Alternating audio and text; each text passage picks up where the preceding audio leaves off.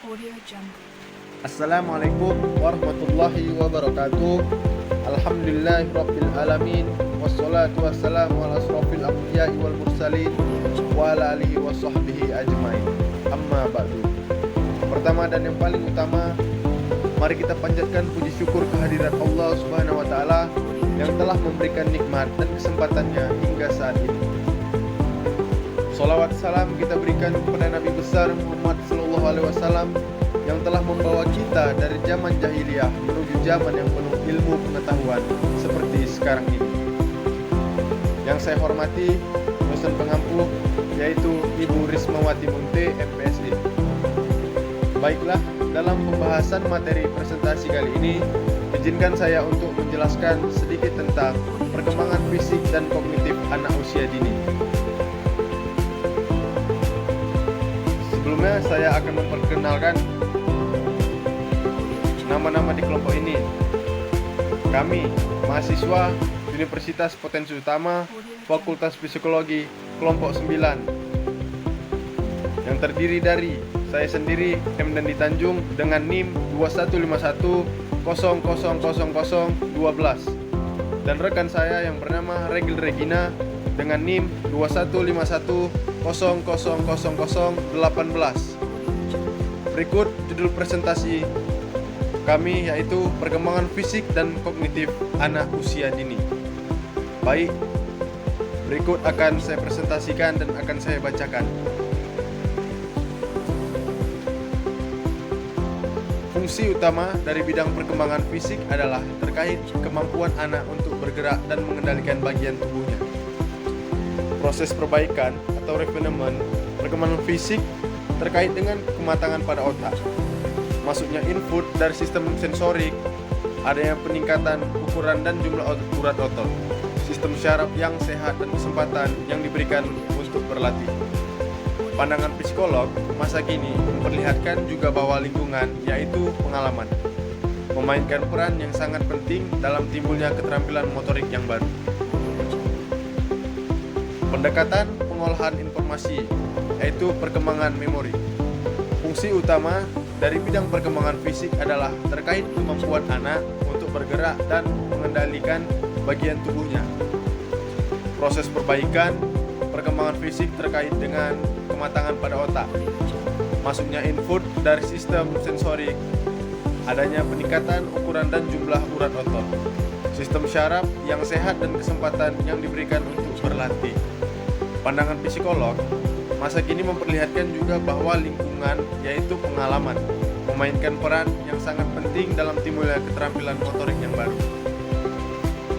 Ada pula satu cara untuk menyimpan informasi dalam memori jangka pendek adalah memikirkan tentang informasi itu atau mengungkapkannya berkali-kali. Guru mengalokasikan waktu untuk pengulangan selama mengajar. Memori jangka panjang merupakan bagian dari sistem memori tempat menyimpan informasi untuk periode panjang. Inteligensi, yaitu pendekatan psikometrik dan Vygotskian. Pendekatan psikometrik dan Vygotsky adalah satu faktor yang mempengaruhi kekuatan kemampuan kognitif awal adalah kecerdasan. Untuk dapat lebih mengetahui kemampuan kognitif anak, terdapat dua cara, yaitu dengan menggunakan pendekatan psikometrik dan pendekatan Vygotsky. Pengukuran psikometrik klasik pendekatan Vygotsky pada usia 3 tahun. Anak rata-rata akan mengetahui 900 sampai 1000 kata. Pada usia 6 tahun, anak biasanya memiliki kosakata ekspresif atau yang bisa diucapkan sekitar 2600 kata dan memahami sekitar 20.000 kata. Selanjutnya, perkembangan fisik dan kognitif di masa kanak-kanak, pertengahan dan akhir. Perkembangan tubuh dan keterampilan motorik anak-anak masih terus berlangsung.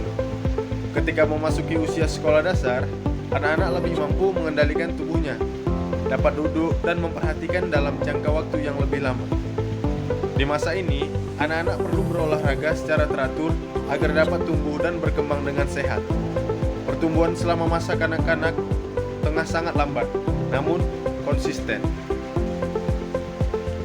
Perkembangan bahasa. Bahasa adalah segala bentuk komunikasi di mana pikiran dan perasaan manusia disimbolisasikan agar dapat menyampaikan arti kepada orang lain.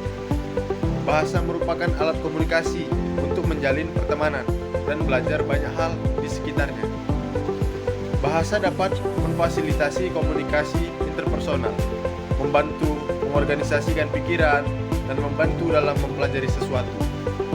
Perkembangan dari kemampuan berkomunikasi merupakan sesuatu hal yang penting dalam rangka pembelajaran bahasa. Ada juga komponen bahasa, yaitu terdiri dari 4. Yang pertama, fonologi. Yang kedua, semantik. Yang ketiga, grammar. Dan yang keempat, pragmatik. Pendidikan anak usia dini. Pendidikan anak usia dini merupakan salah satu bentuk penyelenggaraan pendidikan yang menitik beratkan pada peletakan dasar ke arah pertumbuhan dan 6 perkembangan, yaitu agama dan moral, fisik motorik, kognitif, bahasa sosial, emosional, dan seni, sesuai dengan keunikan dan tahap-tahap perkembangan sesuai kelompok usia yang dilalui oleh anak usia dini, seperti yang tercantum dalam Permendikbud 137 tahun 2014 tentang Standar Nasional PAUD atau menggantikan Permendiknas 58 tahun 2009.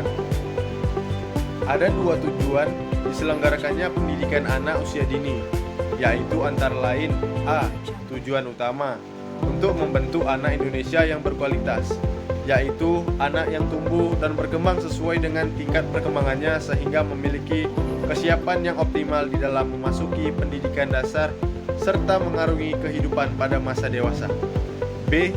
Tujuan penyerta, yaitu untuk membantu menyiapkan anak mencapai kesiapan belajar akademik di sekolah, sehingga dapat mengurangi usia putus sekolah dan mampu bersaing secara sehat di jenjang pendidikan berikutnya. Ada pula kesimpulan dari presentasi ini. Registrasi penginderaan menerima sejumlah besar informasi dari indera dan menyimpannya dalam waktu yang sangat singkat, tidak lebih dari 2 detik. Perkembangan seseorang dalam pemrosesan informasi berkaitan dengan perubahan-perubahan kuantitatif dan kualitatif dalam aspek ini, serta pengaruh-pengaruh genetis dan lingkungan. Inti dari perkembangan dalam pemrosesan informasi adalah terbentuknya sistem pada diri seseorang yang semakin efisien untuk mengontrol aliran informasi. Demikian isi presentasi kali ini. Semoga apa yang saya sampaikan dapat bermanfaat bagi kita semua. Jika ada kekurangan, mohon dimaafkan, karena kesempurnaan sungguh hanyalah milik Allah Subhanahu wa Ta'ala saja.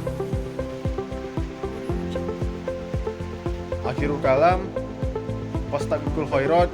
Assalamualaikum warahmatullahi wabarakatuh.